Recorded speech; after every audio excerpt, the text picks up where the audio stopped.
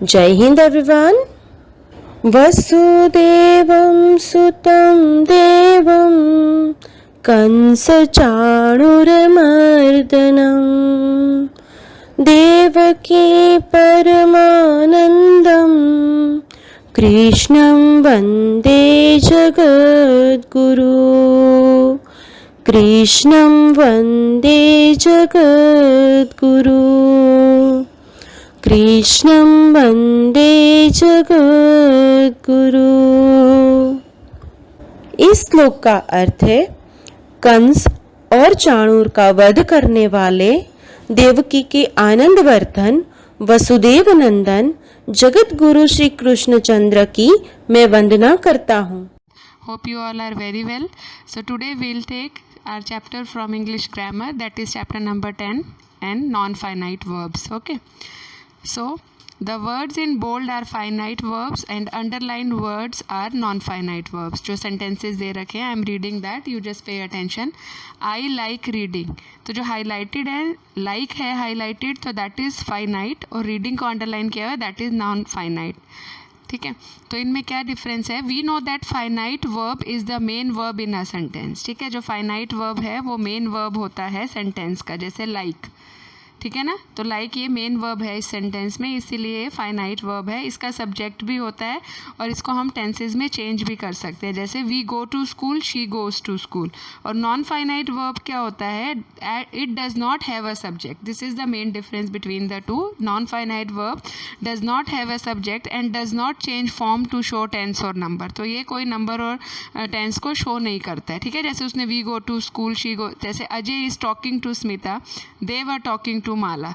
तो non finite में कुछ चेंज नहीं आया है, ना ही इसमें कोई मेन सब्जेक्ट इसको हमने फॉलो किया है, इसने मेन सब्जेक्ट को। ठीक है, ये 3 काइंड्स के होते हैं, पार्टिसिपल्स, इन्फिनिटिव्स एंड जीरेंड्स में। तो जीरेंड्स जो होते हैं उनमें तो ये आता है आईएनजी वाली फॉर्म। ठीक है, ये आगे आगे आपको आएगा क्लासेस में, इनके अलग चैप्टर्स भी होंगे तो वील डिस्कस देयर ऑल्सो। और पार्टिसिपल्स में हमारे क्या रहते हैं? ये वर्ब्स की फॉर्म जो रहती हैं। ठीक है, और इनफाइनाइटिव में रहते हैं टू लगा के, जिनको हम यूज़ करते हैं, दैट इज़ इनफाइनाइटिव। ठीक है, तो ये 3 इसके पार्ट होते हैं। Now moving on to exercises बेटा, circle the finite and underline the non finite verb.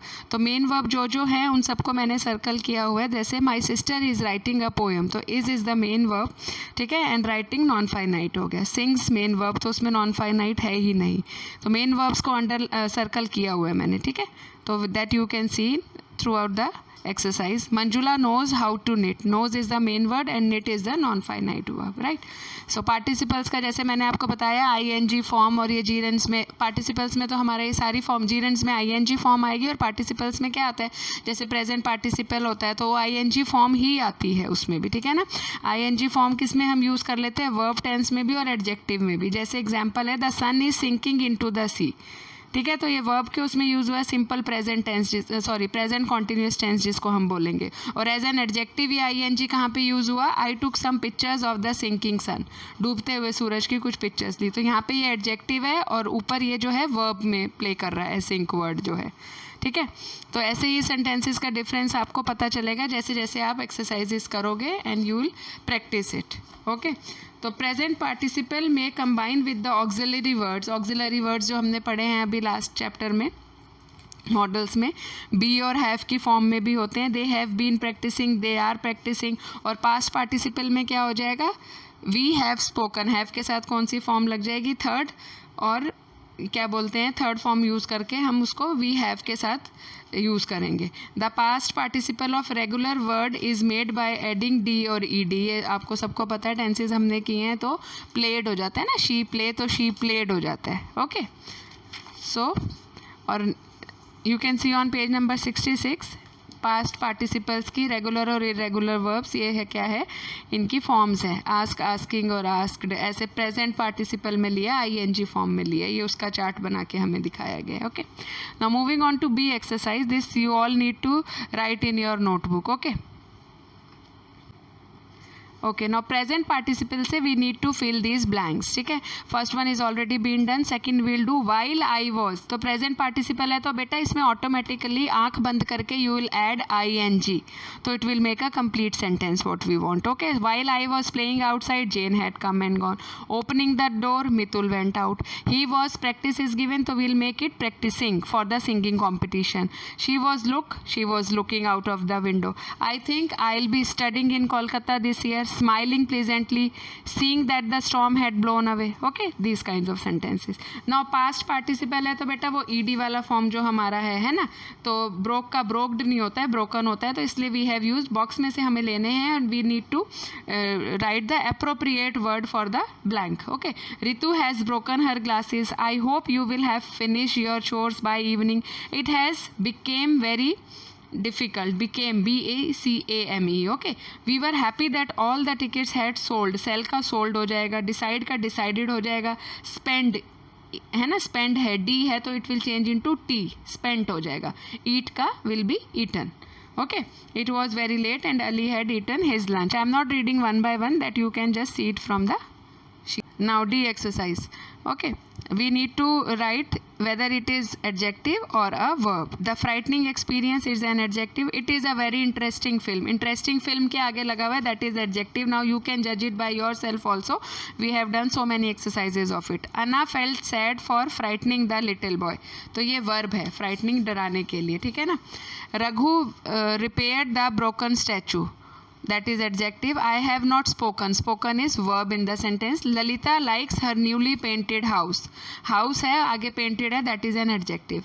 Having bought a gift, खरीदा है, that is verb. Viru had his room painted blue. ठीक है, तो ये भी क्या है, पेंट करवाया है, पेंटेड ब्लू है ना. यहाँ पे देखो ये वर्ब में आया है और ऊपर एडजेक्टिव में आया है, तो you can find the difference by reading the sentence. E exercise is for our oral practice but I have done it for you, so you can just note it down in the textbook only, और आप इसको read करोगे. We have change the sentences, like ऊपर दो sentences दे रखे हैं, we need to form single sentences, ठीक है ना. क्या यूज़ करना है, प्रेजेंट पार्टिसिपल यानी ING फॉर्म यूज़ करनी है, ठीक है. He walked out of the house, he got into a taxi. तो हम कैसे चेंज करेंगे, walking out of the house comma he got into a taxi. तो ऐसे आप ये सारे सेंटेंसेस देख लेंगे. इन्फिनेटिव्स मैंने अभी आपको बोला था, टू लगा के हम ज़्यादातर यूज़ करते हैं, दैट इज़ इन्फिनेटिव वर्ड्स, तो वील यूज़ दैट. इसमें देखो, इसमें ज़्यादा कॉम्प्लिकेशंस हमें लेने नहीं है कि कौन सा इन्फिनेटिव कहाँ पे हम कैसे यूज़ कर रहे हैं. We use the infinitive to show किस किस चीज़ों के लिए हम इन्फिनेटिव यूज़ करते हैं, ये जानना ज़रूरी है. पर्पस, रिजल्ट और टू एक्सप्रेस अ कमेंट, ठीक है, इसके लिए हम यूज़ करते हैं. नाउ ये जो एक्सरसाइज दे रखी है इसमें सब में हमें टू लगाना है, जितने वर्ड्स हैं उनके आगे हमें टू लगा के that we need to fill the blanks and complete accordingly. The best suitable appropriate word should be written in the blank. Like I am writing to thank you for your help. Jacob offered to help his father decorate the Christmas tree. सबके आगे to लगा है, ठीक है ना. We use scales to weigh things. I stayed up late last night to complete my chemistry homework. Rajiv has promised to call after he reaches Udaipur. The freedom fighter was invited to preside over the function. Now again we have that oral practice की exercise. Infinitives लगा के हमें इसको करना है. Two sentences को we need to use two word TO वाला लगा के we need to complete the sentences. I have done it for you. You all just write it in your textbook only, ठीक है. No need to write anything in the notebook from this chapter. They both decided to end their quarrel. She visits the hospital to look after some children. ये बहुत easy होता है infinitives वाला. Tanuja is in a hurry to take the train to Jaisalmer. He took out his lunch box to share his lunch with his friend. She does not have any money to buy a pastry. I am going to Chennai tomorrow to meet my cousin. Dheeraj went to the shop to buy some biscuits. Okay. Now we need to tick the correct sentences और incorrect one को हमें correct करके लिखना है, ठीक है ना, कहाँ पे उनमें मिस्टेक है. सेकंड सही है, इसमें सारे सही हैं. फोर्थ वन में टू नहीं आएगा हमें. नेहा मस्ट एक्सरसाइज रेगुलरली आएगा. ऐसे ही सिक्स्थ में भी टू नहीं आएगा. She made the little boy drink some juice आएगा. सेवन्थ में भी we had better go to the doctor today. Okay, इसमें आपको कुछ नहीं करना है. You will not tick the, you will write the complete sentence, ठीक है. मैंने टिक किया, आप लोगों को पूरा लिखना है ये टेक्स्ट बुक में. ओके बेटा. The police saw the thief run into the lane, to run नहीं आएगा, ये भी बहुत easily you can do. The actor was asked to jump over the fence. The crocodile did nothing all morning but bask in the sun. Do you know how to phone someone in the USA? Why not go to the Cafe Royal for dinner today? The teacher made the student apologize for being so rude. The passengers were asked to identify their baggage before the flight departed.